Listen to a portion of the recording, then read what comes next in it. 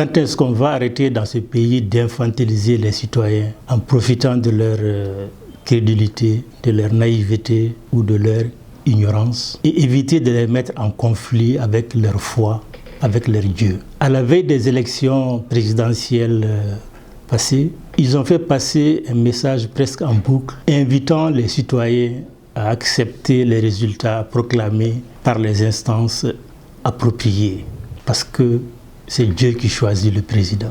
Le décor est campé, le tour est ainsi joué. Donc, personne ne peut plus contester ces résultats parce que les contester reviendrait à remettre en cause la volonté divine. En cas de contestation, des groupes se mettent aussitôt en mission. Certains travaillent en surface, d'autres sous les eaux.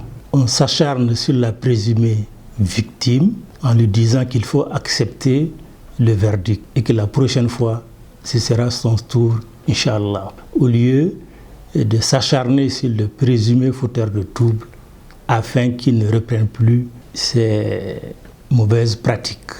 Finalement, nous sommes un peuple élu de Dieu. Pourquoi donc organiser des élections à coups de milliards avec comme résultat des contestations, des scènes de pillage, des incendies, voire des pertes en vies humaines? En attendant, les hôpitaux, les centres de santé, ceux qui sont ouverts, manquent de tout. Et bizarrement, c'est dans ces écoles que les urnes et les bulletins sont déposés. Et l'on revient une fois tous les 5 ans célébrer la démocratie. Pauvre pays dans un pays mentalement pauvre, disons appauvri.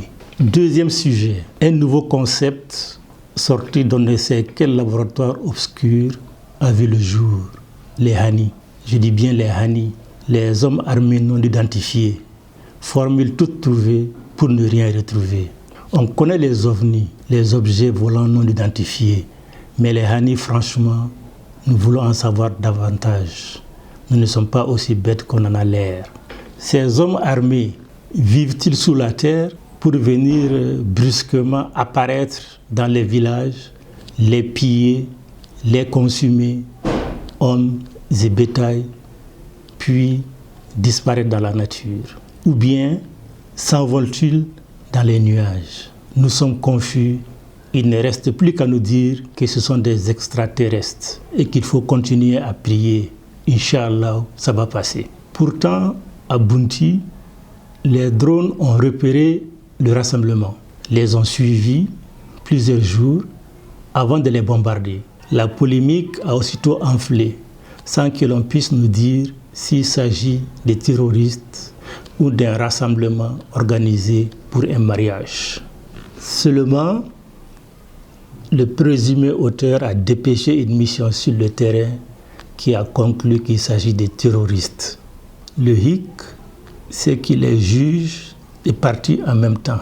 Bref, nos drones sont-ils myopes ou atteints de cataractes lorsque les villages sont incendiés? Il y a tout de même 2 choses incongrues dans notre pays. 1. En dépit des contestations et des remises en cause de l'accord d'Alger, personne ne parle de consulter le peuple pour départager les parties signataires de l'accord. Ailleurs, c'est la formule que les États utilisent en cas de contestation. Aucun dirigeant, en parlant des membres du Conseil de sécurité des Nations Unies, aucun dirigeant dans ces pays ne peut organiser, ne peut préparer de telles réformes sans s'en référer à son peuple. 2. Il est avéré que des armes de guerre sont utilisées pour piller les villages ciblés dans la région de Mopti.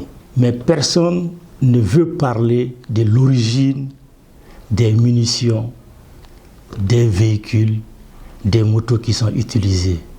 Pourtant, il est très facile, il est loisible de tracer les munitions, depuis le fabricant jusqu'à l'acheteur, en passant par le vendeur.